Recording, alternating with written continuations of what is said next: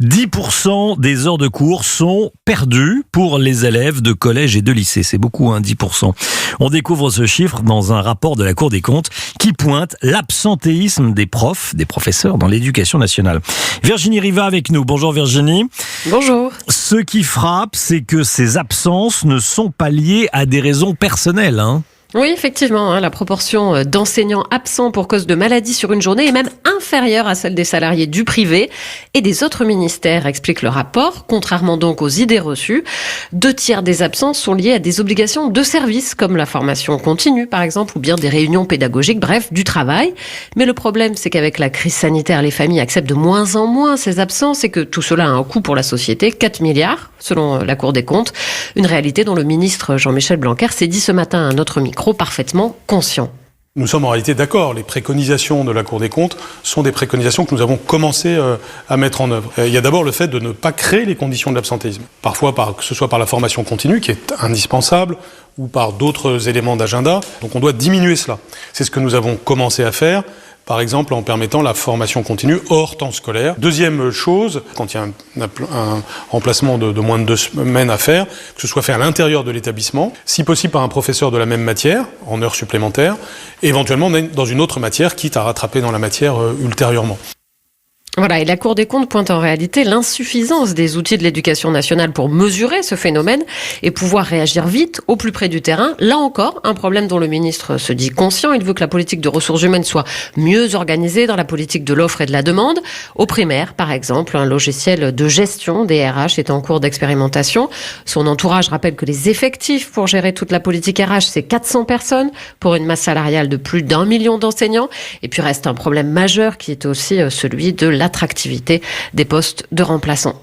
Merci beaucoup Virginie Riva. On est en direct avec Sophie Vénétité, secrétaire générale du syndicat de professeurs, d'enseignants SNES FSU. Bonjour. Bonjour. Merci d'être en direct avec nous dans Europe Midi. La Cour des comptes propose que les profs se remplacent entre eux. Est-ce que vous accepteriez cette solution quand un professeur est en formation ou qu'il a une réunion pédagogique? Il remplace le collègue et inversement. Avant de se dire si on va l'accepter, il faut se demander si ça a un intérêt pour les élèves et surtout si ça va leur apporter quelque chose.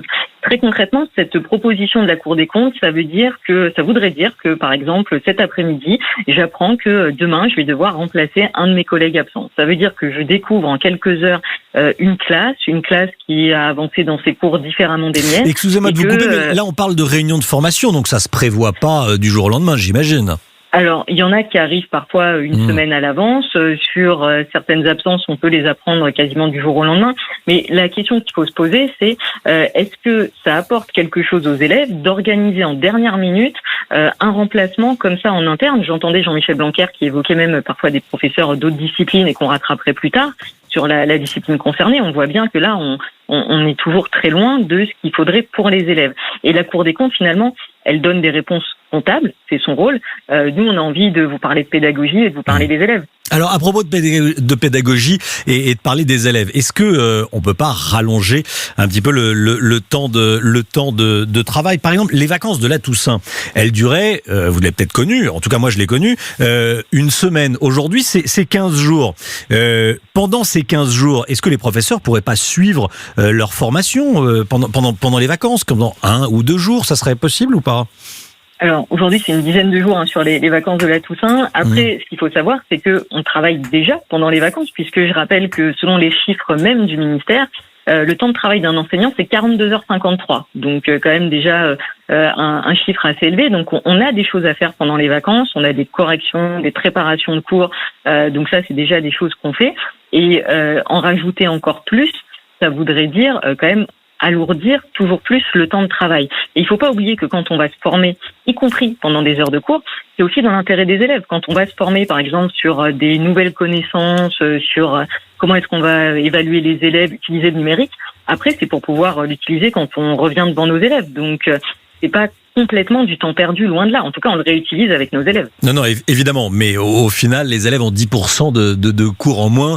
Et moins les élèves sont face à leurs professeurs, moins ils apprennent. Il n'y a pas besoin de faire d'études de pédagogie pour le savoir. Merci beaucoup, en tout cas, Sophie Vénétité. Merci d'être venue dans Europe Midi.